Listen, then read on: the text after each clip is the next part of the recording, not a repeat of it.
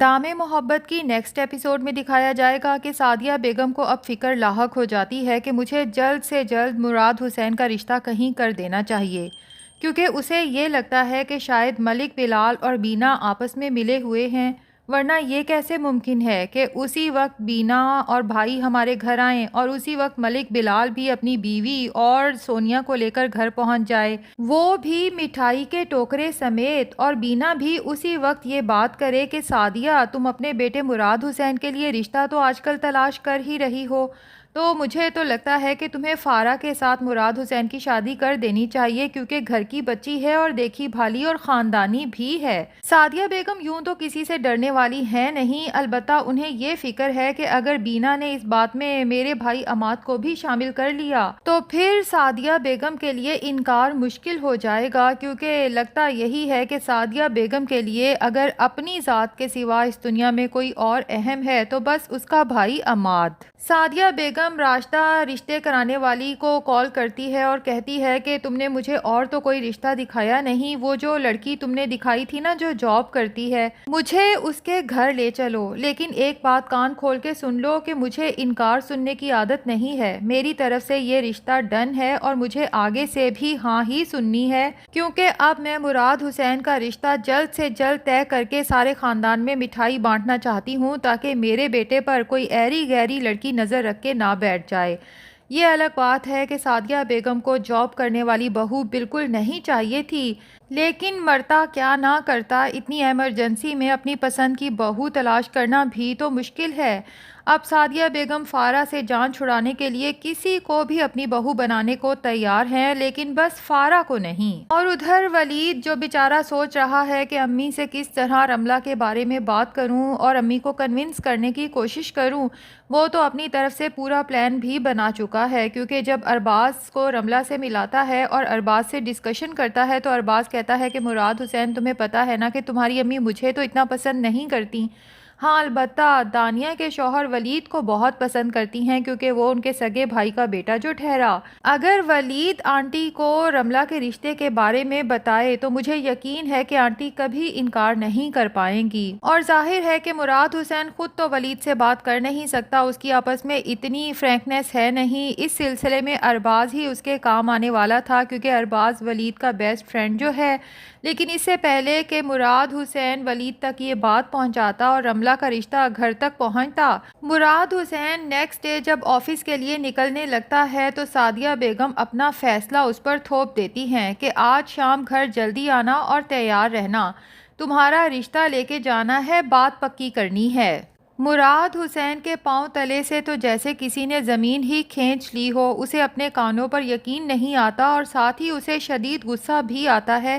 کہ یہ کون سا طریقہ ہے میری زندگی کے اتنے اہم فیصلے کرنے کا۔ تبھی اپنی ماں سے کہتا ہے بس کر جائیں امی، بس کر جائیں، ہم اولاد ہیں آپ کی، کوئی پالتو جانور نہیں ہیں کہ جو آپ کے دل میں آئے گا آپ وہ کریں گی، میں آپ کے اس فیصلے سے انکار کرتا ہوں اور آپ کے ساتھ کہیں نہیں جاؤں گا۔ اب مراد حسین یہ کہہ کے آفس تو چلا جائے گا، لیکن اسے اندازہ ہے کہ امی اپنی بات سے پیچھے ہٹنے والی نہیں ہیں اور جو فیصلہ وہ کر لیتی ہیں کسی نہ کسی طرح سے منا کے ہی رہتی ہیں۔ مراد حسین رملہ سے اپنی پریشانی ڈسکس کرے گا اور یہ سن کے رملہ بھی بہت پریشان ہو جائے گی، ظاہر ہے وہ بھی مراد حسین سے محبت کرتی ہے، لیکن یہاں پر میری پریڈکشن یہ کہتی ہے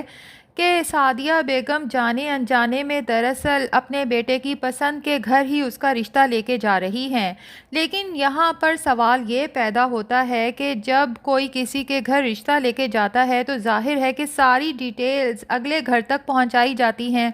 لڑکے کا نام، اس کے والد والدین کا نام، کرتا کیا ہے،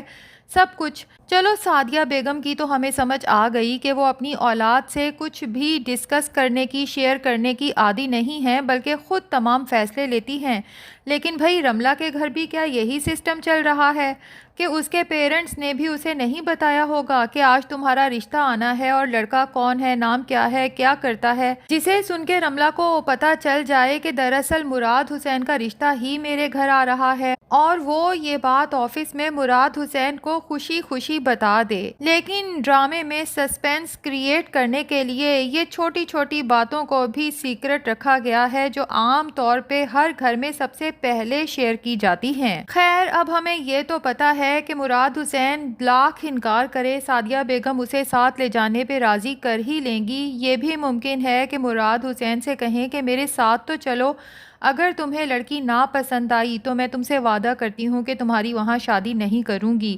اور اگر ایسا ہوتا ہے تو ظاہر ہے مراد حسین اپنی ماں کی اتنی بات تو مان ہی لے گا، اور وہاں جا کے جب اسے پتہ چلے گا کہ میرا رشتہ کہیں اور نہیں بلکہ اسی رملہ کے گھر پہنچا ہوا ہے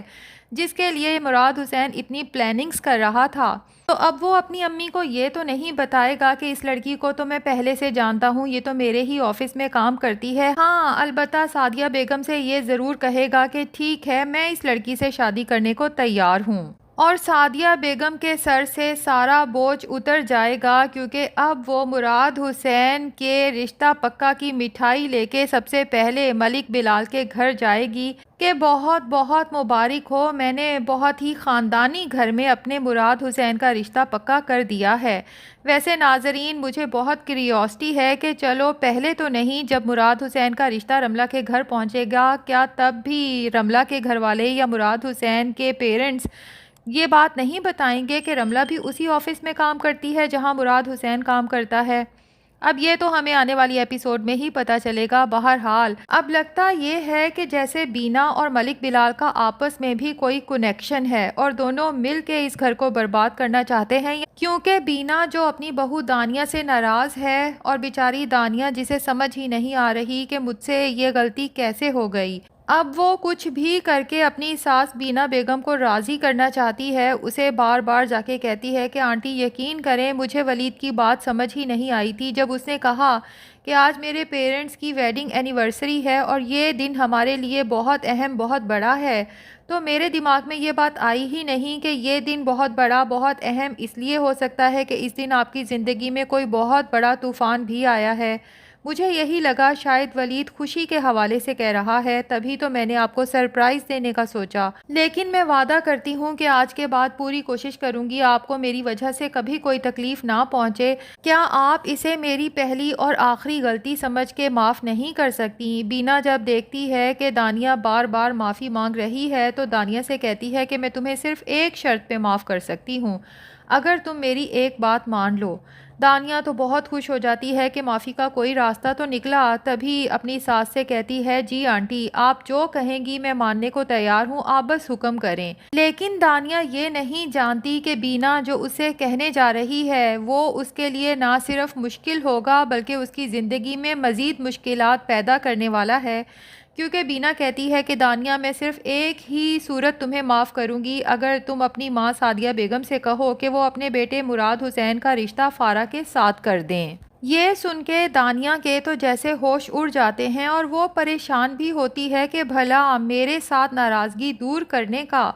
مراد اور فارا کی شادی سے کیا تعلق ہو سکتا ہے؟ اب ظاہر ہے کہ دانیہ فوراً تو بینا بیگم سے انکار نہیں کرے گی اور سوچے گی کہ مجھے کس طرح سے امی کو اس بات پر کنونس کرنا چاہیے۔ تو دیکھتے ہیں ناظرین کہ دانیہ سعدیہ بیگم سے اس سلسلے میں بات کرتی ہے یا نہیں کرتی، یا اس سے پہلے ہی سعدیہ بیگم اپنے بیٹے مراد حسین کا رشتہ رملہ سے کرنے کے بعد مٹھائی دینے بینا کے گھر پہنچ جاتی ہیں۔ تو ناظرین، یہ تو میری پریڈکشن ہے کہ سعدیہ بیگم جانے انجانے میں مراد حسین کا رشتہ کر تو زبردستی رہی ہیں لیکن لے کے رملہ کے گھر ہی جائیں گی جسے مراد حسین پسند کرتا ہے۔ کیا آپ کو بھی یہی لگتا ہے؟ کمنٹس میں ضرور بتائیے گا۔ ریویو پسند آیا ہے تو ویڈیو کو لائک اور چینل کو سبسکرائب بھی کر دیں۔